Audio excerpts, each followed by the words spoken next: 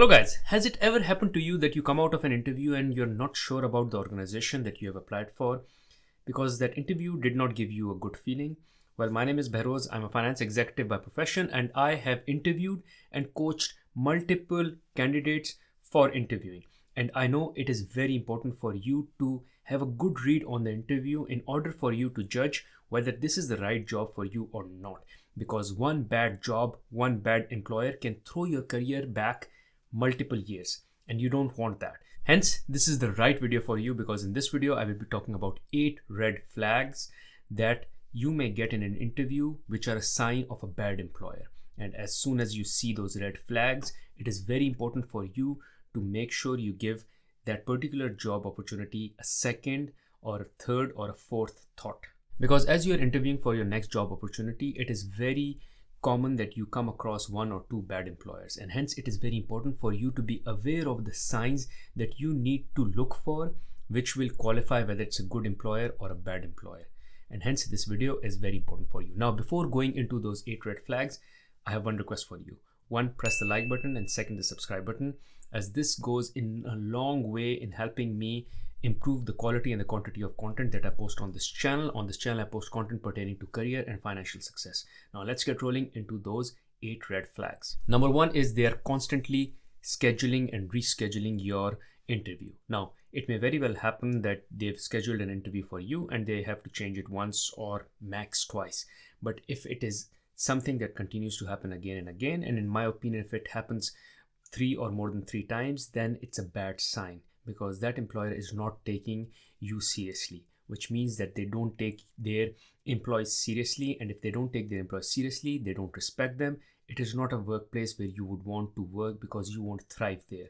It would be a workplace where you will struggle because they would not be showing respect to you, respect to your time. Because when they're rescheduling the interview again and again, it kind of goes to show that they don't respect your time. And a place or an employer that doesn't respect your time is not the right employer for you. Second is like a bait and switch. So for instance, they bait you with a different job description, and when you're in an interview, they start telling you about a different job altogether, or a job description that has significantly changed. If this happens, this is not a good sign. If this happens, this is not a good sign. Now, they may be telling you that, oh, it's okay if you start doing this role, eventually we'll give you the role that you applied for, or we will expand your responsibilities, or eventually we'll give you a different task. No, don't go on to promises. Go for the role or the job description that you applied for. If they are not giving you that job description or that particular role, then again, this is not the right job for you, because you applied for a certain role, certain job. Even if you're desperate to get this job, this is not a good sign, because if they have a role that they should be giving you, that you deserve, they should give you in the first place.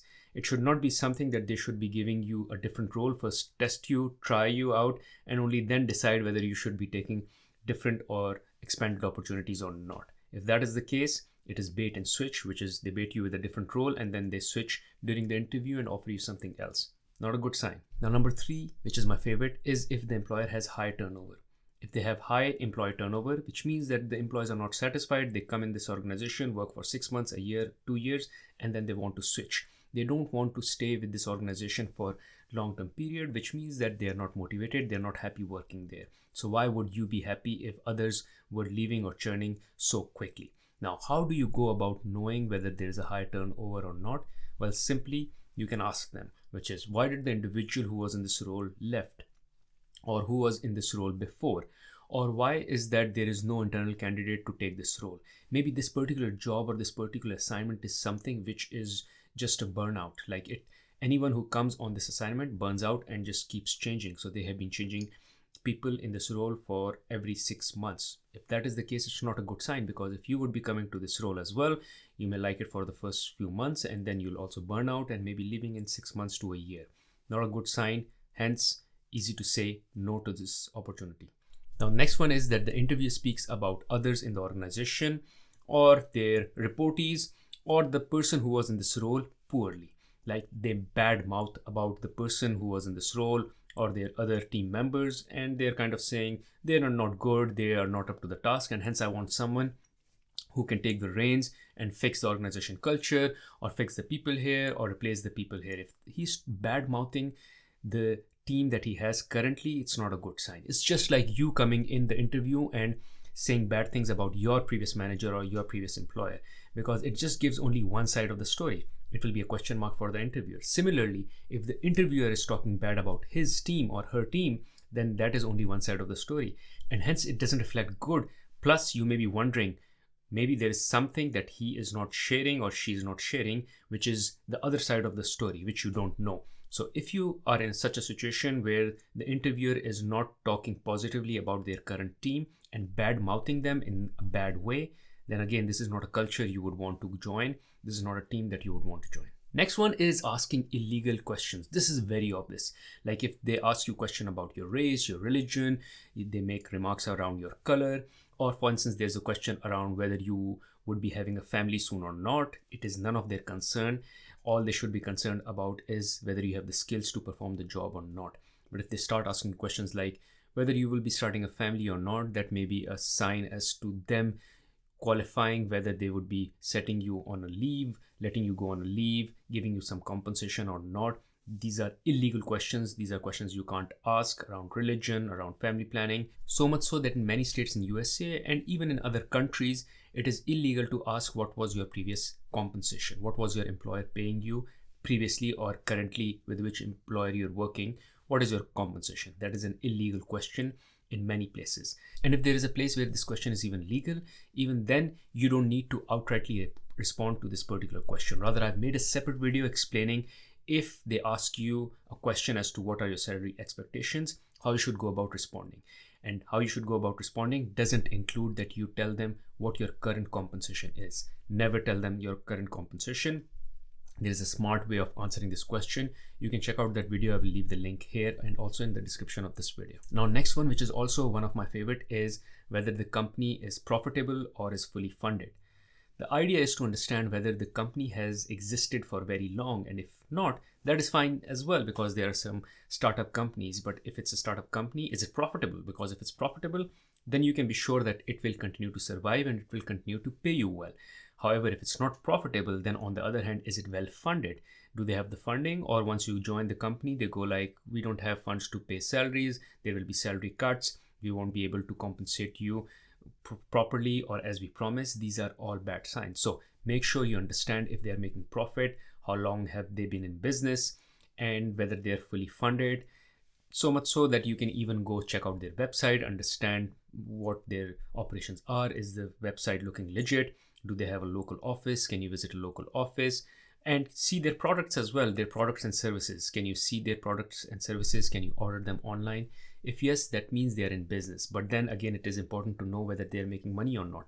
What if you join their business and in a year's time or in 6 months' time, they just close down? And second, if they're not making money, then they should be properly funded. They should have enough cash to run their business and pay you as an employee. Next one is when the expectations are not in line with the compensation. So they're expecting you to work more hours, extra hours, or on complex tasks while the compensation is significantly low. If there is a mismatch, that means this is a stingy employer who will not pay you later because they're not ready to pay you well today. They won't be ready to pay you good tomorrow as well or in future. So if you see a mismatch between the compensation that is being offered and the amount of work or the complexity of work that is involved, then it's not a good sign. And even if they go to an extent of saying, oh, the compensation is lower now, but eventually it will increase or significantly increase or disproportionately increase in future, well, I would not trust them. If the work is complex enough or is demanding enough that it requires certain compensation, I should be paid that compensation today and not be promised a compensation in the future, but asked to do the work today. Last but not the least is high response rate. You may think that if they are responding you immediately, that means it's a good sign. Well, a typical organization is not just interviewing one individual, they're interviewing around 10 to 15 individuals, they're shortlisting. All of this takes a lot of time. Going through the resumes, shortlisting candidates, then bringing them into an interview, shortlisting them from an interview, and then making sure that they're not just interviewed by one individual in the organization, but by multiple individuals in the organization. If that is the case, all of this takes a lot of time. However, if there is an organization where you just interview and tomorrow they tell you, yes, you're hired, then my friend, it's not a good sign and hence it's a red flag again. Anyways, guys, thank you for watching this video. Hopefully after watching this video, you would be more aware as to what signs to look for in an interview and hence respond accordingly. In case you found this video helpful, I can tell you there is another video on my channel which is very useful where I talk about how you can go about introducing yourself. You can check it out here. Other than that, since I also make content on this channel around personal finance, here's a video where I talk about how you can go about choosing between whether you should lease a car, buy a car, or finance a car. You can check it out here. Thank you.